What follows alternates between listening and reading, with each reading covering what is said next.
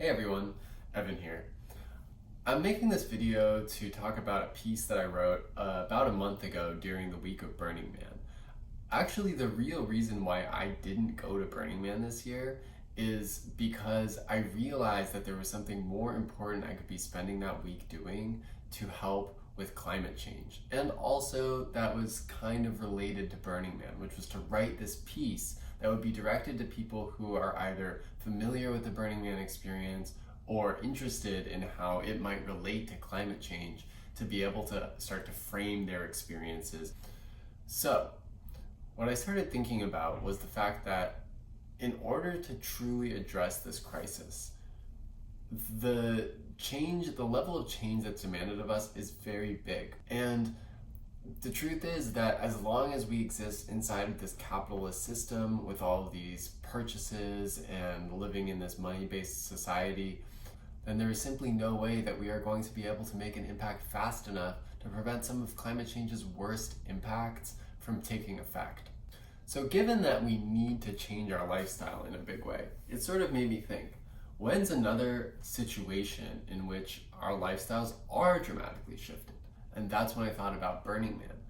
Burning Man and other similarly informed space-times are actually an example of a time when people who normally existed with normal jobs in the default world come together in a different way and economically participate in a system that operates on different principles. It's an example of dramatic type of change in lifestyle that might actually have a chance of making a difference in our fight in the climate crisis. So the next question was, what is the connection? What is the relationship between Burning Man and climate change, and what kind of lifestyle changes or socioeconomic changes does Burning Man indicate that could be helpful in our fight against climate change? In order to create a connection between the kind of lifestyle and socioeconomic system we have at Burning Man and one that could actually be helpful in the real world to combat climate change, I want to introduce a concept called priceless economics. Priceless economics is a system in which there are no prices placed on things in the economy. So basically, if I'm drinking this water, that's because I somehow got it for free.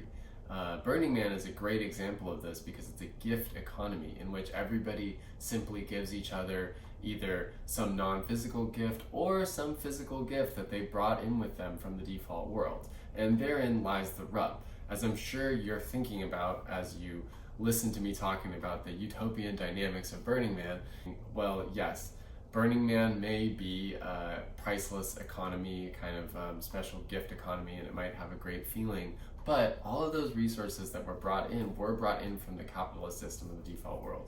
That is totally true. I'm not trying to argue that that's not the case. I believe that that is true.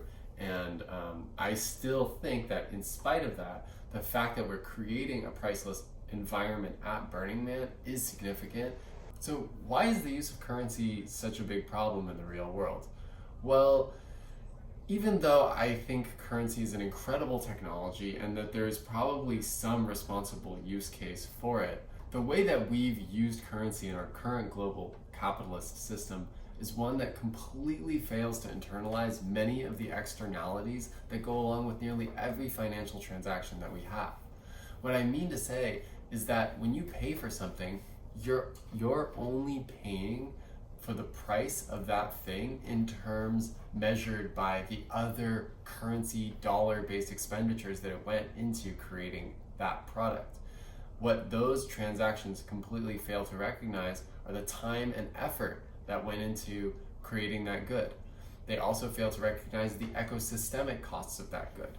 So you might find a can of Coke that costs $1 or a more expensive soda that's $5. The more expensive $5 soda could actually be the one that's better for the ecosystem, and yet you never know that based on our current model of pricing things. Cheaper tends to mean actually worse for the climate because those cheaper things are made to be cheaper by the very fact that they're leveraging extraction from the natural resources of the earth, and they're also extracting from the time and effort of potentially underpaid workers who might be creating those goods.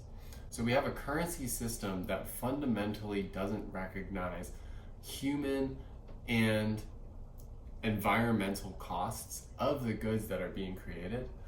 Anything that we can do to move away from that system will probably be better for the ecosystem.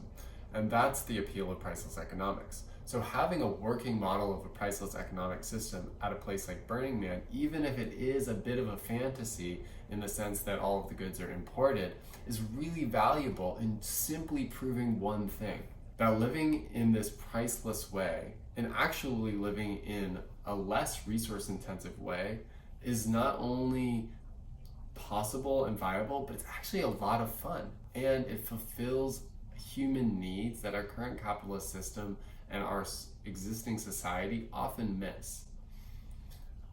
So what do I mean by that? Think about the way that things are when you're at Burning Man, or maybe if you've never been, just try to imagine that every bit of work that you do, rather than being paid for in money that comes to you, that you then have to exchange the money for some goods, is something that you're simply doing for free for the people around you. The value of your work goes out into the community around you, and it comes back to you. It's a much tighter feedback loop that allows a lot of the value created by the work that you do to stay in the system. So what's important about this is that we can see that at Burning Man, at least, even if it is a bit of a fantasy, this system does work. What would it look like for us to extract ourselves out of this global system and extract ourselves out of this currency-based rat race and live in a different way? Well, Burning Man may not be a very sustainable example of that, but it is an example of that. And so if you have had the experience of going, it's really valuable that you know that this way of living can feel even much better and much more fulfilling than the default world. If we can find ways to create those types of living situations more sustainably and more wholesome, maybe less burning, more growing, then that could be really valuable for us in terms of shifting our society away from this current system into something that is actually not only better for the climate, but kind of better for us too. Spitting little curses off the lip, do you trip? Spitting little curses off the lip, do you trip? Spitting little curses off the lip, do you trip? Spitting little curses off the lip.